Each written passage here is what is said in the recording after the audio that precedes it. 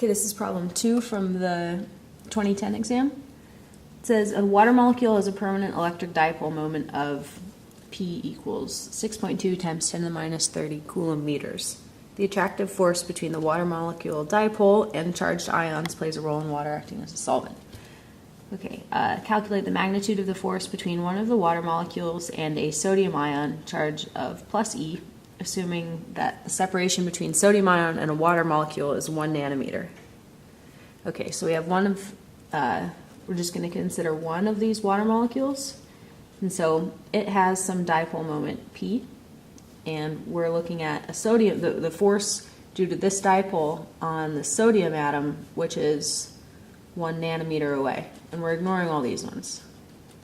So if we have a dipole moment P of 6.2 times 10 to the minus 30 coulomb meters, then the electric field of a dipole on axis, so we're looking at it, given this diagram, we're looking at the force along, or the electric field along this axis of the dipole, 1 nanometer away.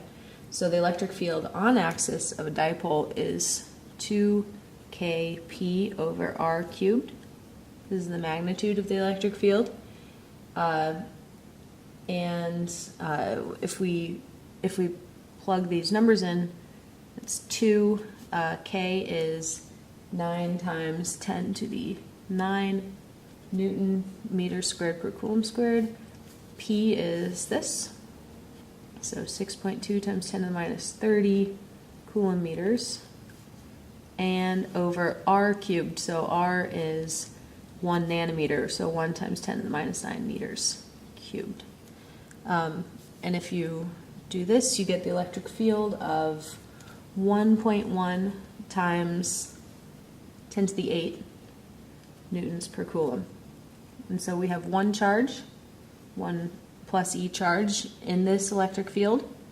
And so the force is the charge times the electric field, which is 1.6 times 10 to the minus 19 coulombs times this electric field magnitude. So the force you get is 1.79 times 10 to the minus 11 newtons.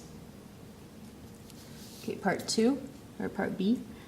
In the lab, you looked at an electrical equivalent of a cell membrane. Below is a more accurate equivalent circuit with 200 ohm resistors modeling the ion channels.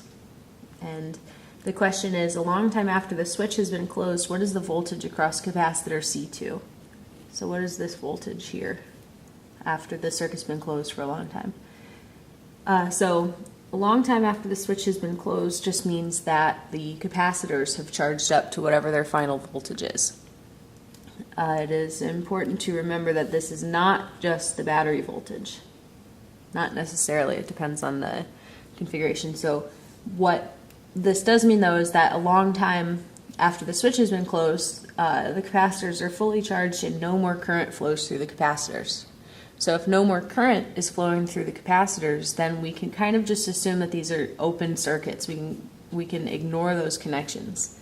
And so if we did that, we could redraw our circuit as a new circuit.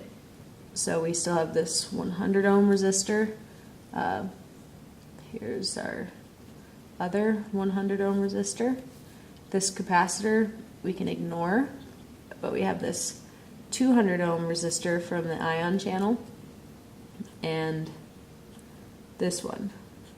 This is also 200 ohms. And then so this is our effective circuit a long time after the switch has been closed. And so the capacitor, though, is the voltage across the capacitor is the voltage across this resistor. Since these two pieces, this resistor and this capacitor, are in parallel, and so the voltage across one is the voltage across the other. So we need to know that the voltage across this part of the circuit, and then that will be our final answer. So in order to do that, we want to know what the voltage is, well, we want to know what the current is flowing through this circuit. And then from that, if we find the current flowing through this resistance here, then we can find that voltage.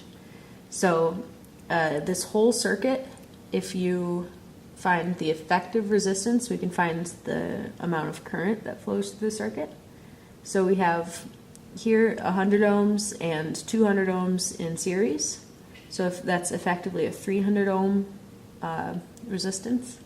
So if we make an effective circuit, we have 100 ohm, 200 ohm down, and then this part is 300 ohm. And that's from these two in series. Now we can look at these two in parallel and collapse that into another effective resistance. So the effective resistance is 200 ohms times 300 ohms over 200 plus 300 ohms, so over 500 ohms. So that's 6/5 times 100 ohms. This is our effective resistance. And so now we have 100 ohms, our battery, then 100 ohms plus this effective resistance that we found. So 6/5 is 1.2 times 100, so 120. And so our whole effective resistance is this in series, so this 100 ohms in series with all this stuff, which was 120. So our effective is a 220 ohm resistance.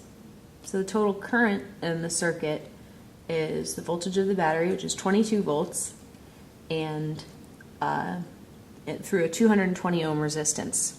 So the current through the circuit is V over R, which is just so 22 volts across 220 ohms, which is 1/10 of an amp. So we know that we have 1/10 of an amp flowing through this.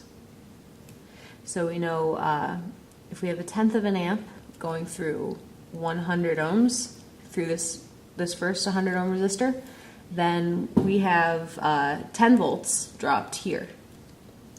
So if this is at 22 volts, then this point here will be at 12 volts. So we know that from here to here is a 12 volt drop. Okay, and so we still need to know the voltage drop from here to here. So we have 12 volts dropped across 300 ohms. And so we're trying to find, we want to find now, we have our 0.1 amps going into this part of the circuit, and some amount branches this way and some amount will go down this way. So we want to find how much current is in this, going in this branch, and then we know how much is going through that resistor, and we can find the voltage again across that resistor. So we have 12 volts going through 300 ohms, which is a current of, let's see, 0.04 amps. So 40% of our 0.1 amp is going to go down that way. So 0.04 amps are going through this branch of the circuit, and so we have 0.04 amps going this way through our 200 ohm resistor. So now we know the voltage drop across that resistor, and that's the voltage drop across this capacitor. So the final answer is that the voltage across that resistor is the same as our voltage across the capacitor, is 0.04 amps times 200 ohms, which is, let's see, 8 volts.